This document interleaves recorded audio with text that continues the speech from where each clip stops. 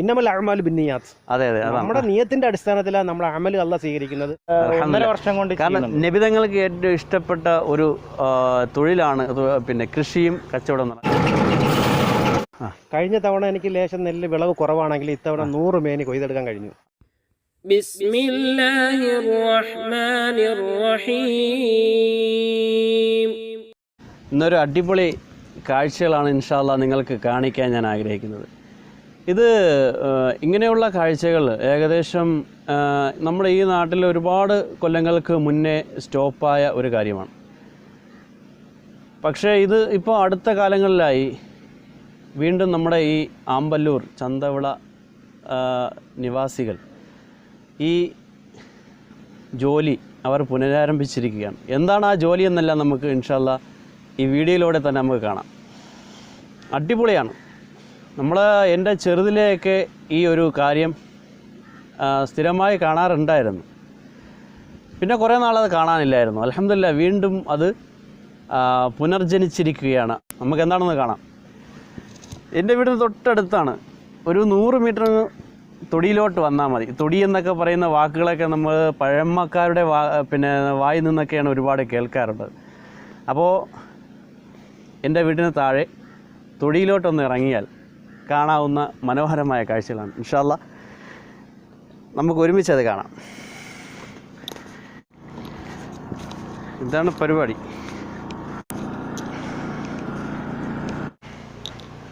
പക്ഷേ നമ്മളൊരു വ്യത്യസ്തമായ രീതിയിലാണ് ഇപ്പോൾ കാണുന്നത്. എന്ന് പറഞ്ഞു കഴിഞ്ഞാൽ പണ്ടൊക്കെ നമ്മൾ ഇത് കാണുന്നത് കൈ കൊണ്ട് അടിച്ച് ഉള്ള പരിപാടിയായിരുന്നു. പക്ഷേ ഇപ്പോൾ കൈ കൊണ്ടൊന്നും അടിച്ചുള്ള പരിപാടിയൊന്നുമില്ല. ഇവിടെ ഇവരൊരു വ്യത്യസ്തമായ രീതിയിലാണ് ഇവർ ഈ വൈക്കോൽ അടിക്കുന്നത്. ഇത് നമ്മളെ കൃഷിഭവനിൽ നിന്ന്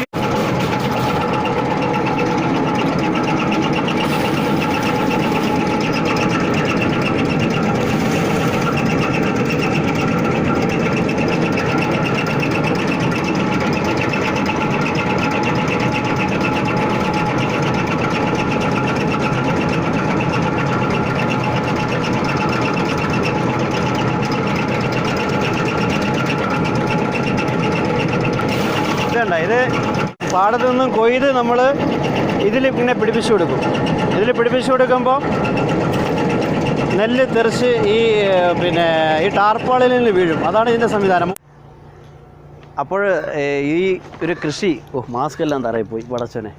അപ്പോൾ ഈ കൃഷി ഇവർക്ക് നഷ്ടമാണോ അതോ ലാഭമാണോ എന്ന് നമുക്ക് ആ കൃഷിക്കാരനോട് തന്നെ ചോദിക്കാം. ഇവർ കണ്ടേ പുറകിൽ നമുക്ക് കാണാം ഒരുപാട് സ്ഥലങ്ങളുണ്ട്, പാടങ്ങളുണ്ട്. ഒരുപാട് പേര് കൃഷി ചെയ്താണ്. ഇദ്ദേഹം മാത്രമല്ല, ഒരുപാട് പഴയ ആളുകളും ഒക്കെ ഇതിൽ പങ്കായിട്ടുണ്ട്.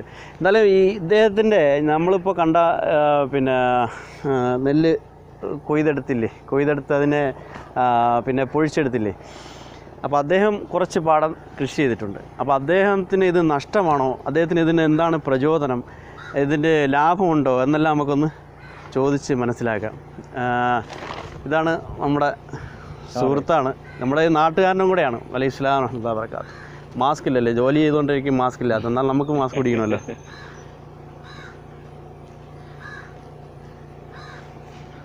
അപ്പോഴേ ഉള്ള സത്യം തുറന്നേ പറയാവൂ. സത്യമല്ല പിന്നെ. ശരി, ഓക്കെ. ഈ കൃഷി ലാഭമാണോ നഷ്ടമാണോ അതാദ്യം ചോദിക്കും. ലാഭമാണോന്ന് ചോദിച്ചു കഴിഞ്ഞാൽ ലാഭം നമുക്ക് നഷ്ടപ്പെടാനൊന്നുമില്ല. ഒന്നെന്ന് പറഞ്ഞു കഴിഞ്ഞാൽ ഇപ്പം ഒരുപാട് കാലങ്ങൾ, ഇപ്പം നമുക്കറിയാം ഒരുപാട് കാലങ്ങളായിട്ട് തരിശു ഭൂമിയായിട്ട് നടന്നൊരു സ്ഥലമായിരുന്നു ഈ ആമ്പല്ലൂർ ചന്തവിള മേഖല.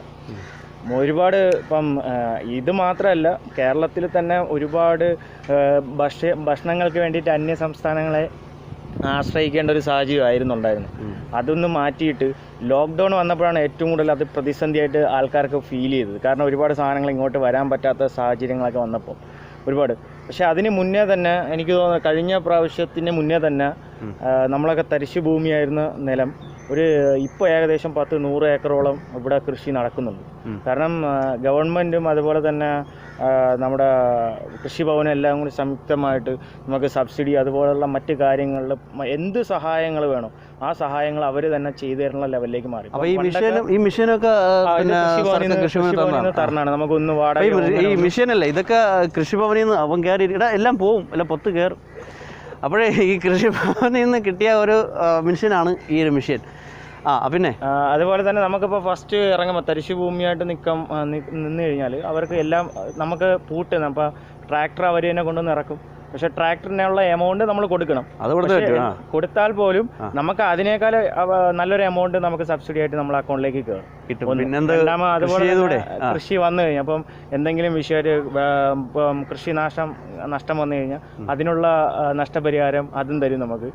അതുപോലെ തന്നെ നമുക്ക് ഒന്നെന്ന് പറഞ്ഞാൽ നല്ല രീതിയിൽ നമുക്ക് ഫുഡ് നമുക്ക് കഴിക്കാം.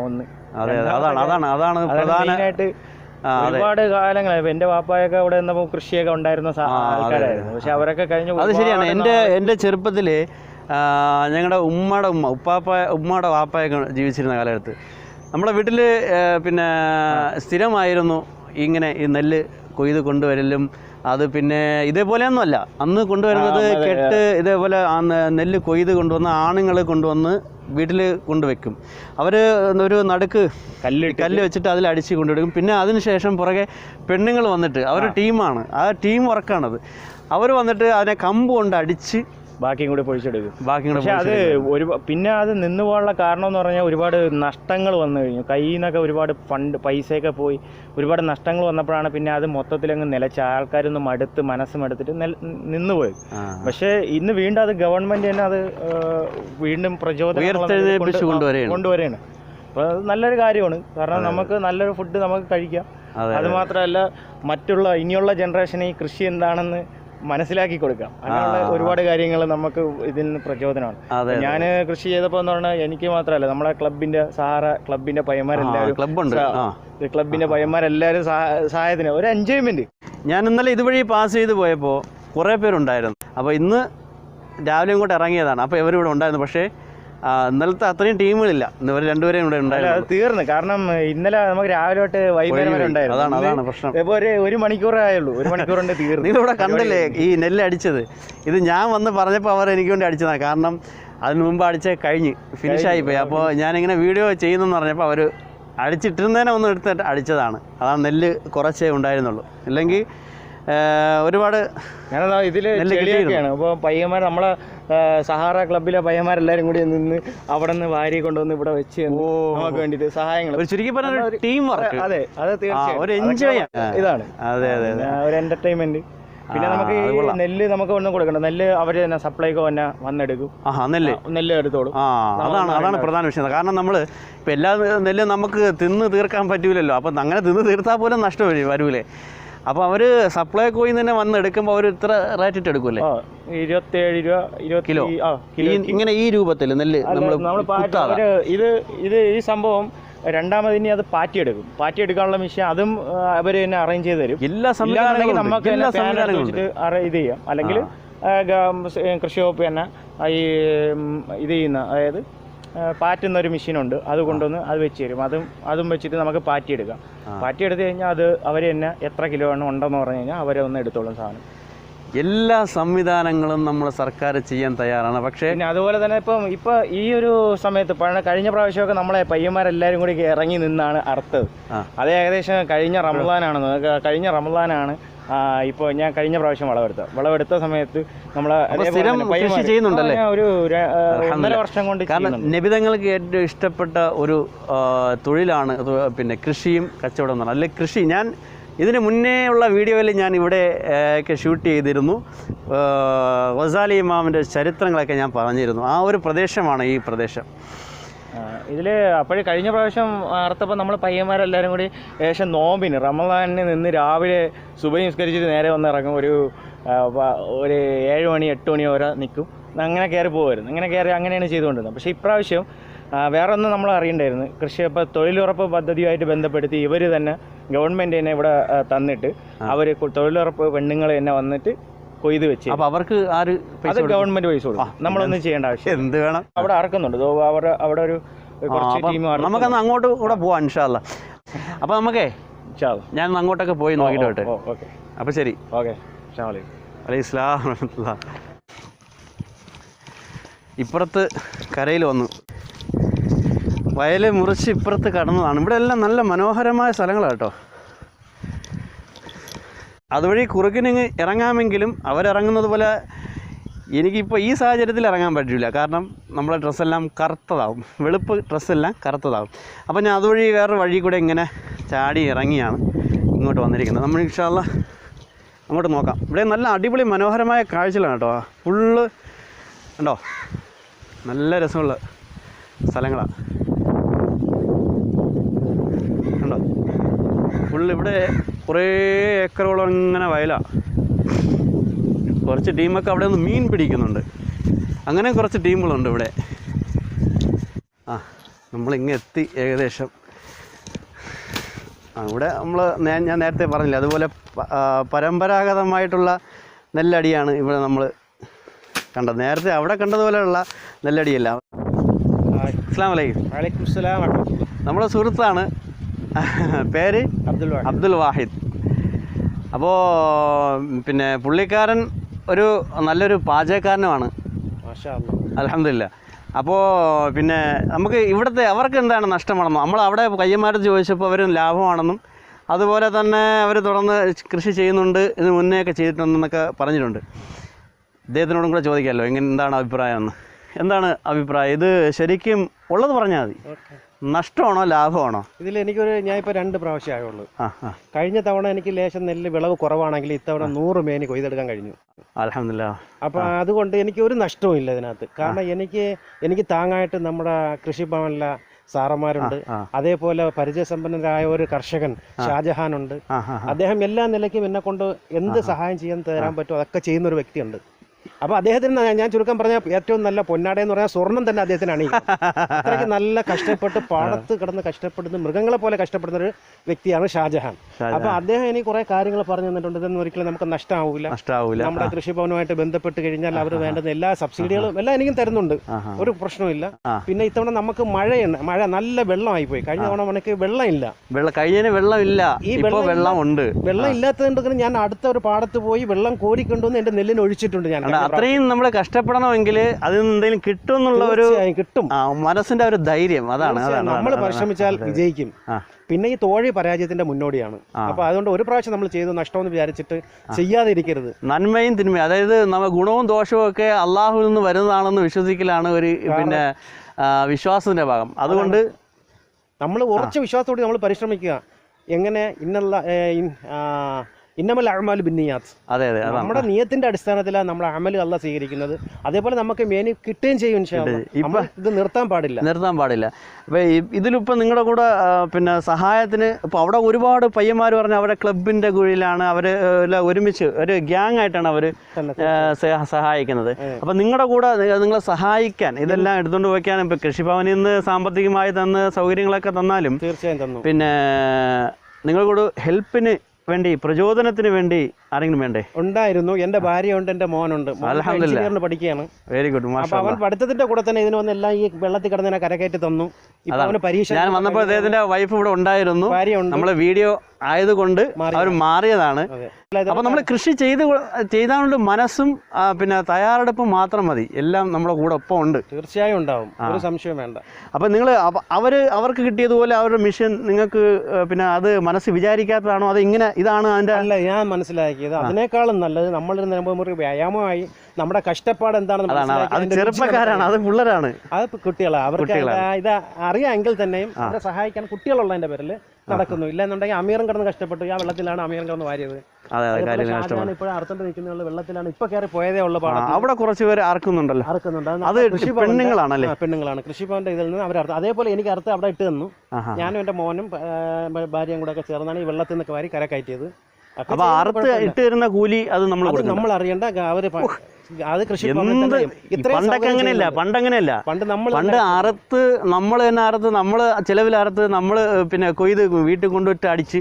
ഇപ്പൊ ഒന്നും വേണ്ട, അവര് തന്നെ കൃഷിഭവനിൽ നിന്ന് തന്നെ. ഇത് ഏത് കൃഷിഭവന്റെ കീഴിലാണ്? ഇത് നമ്മുടെ കഴക്കൂട്ടം വെട്രോഡ് അല്ലേ? അൽഹംദുലില്ലാ. അതാണ് എല്ലാവർക്കും അള്ളാഹിന്റെ സഹായങ്ങളും ഗുണങ്ങളും ഉണ്ടാകട്ടെ. എല്ലാവർക്കും വേണ്ടി അവർ പ്രാർത്ഥിക്കുന്നുണ്ട്. ഇപ്പോഴെന്നല്ല, എപ്പോഴും അവർ എല്ലാവർക്കും വേണ്ടി പ്രാർത്ഥിക്കും ഇൻഷാ അല്ലാഹ് എന്നാണ് അവർ പറയുന്നത്. അപ്പോൾ ഇൻഷാ അല്ലാഹ് നമുക്ക് അങ്ങ് ദൂരെ കുറച്ച് പെണ്ണുങ്ങൾ നിന്ന് വയലിൽ നിന്നും ഇത് കൊയ്ത് കരയിലേക്ക് എത്തിക്കുന്ന ഒരു കാഴ്ചയുണ്ട്. അതുകൊണ്ട് നമുക്കൊന്ന് കണ്ടുപോകാം ഇൻഷാ അല്ലാഹ്. അതുപോലെ അങ്ങ് ദൂരെ അവർ ആ സ്ത്രീകൾ നേരത്തെ അവർ പറഞ്ഞില്ലേ, മറ്റ് കൃഷിക്കാർ പറഞ്ഞതുപോലെ അവരാണ്, ആ സ്ത്രീകളാണ് കൊയ്ത് ഇങ്ങ് പാസ് ചെയ്ത് കരയിലേക്ക് എത്തിക്കുകയാണ് അവർ.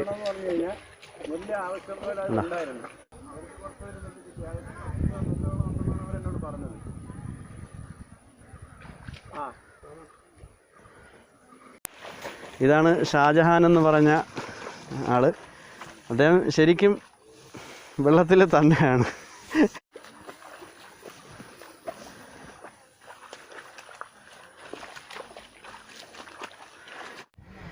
അപ്പോൾ ഇതാണ് നമ്മൾ നേരത്തെ ആ കൃഷിക്കാരൻ പറഞ്ഞ ഷാജഹാൻ എന്ന് പറഞ്ഞ ആള്.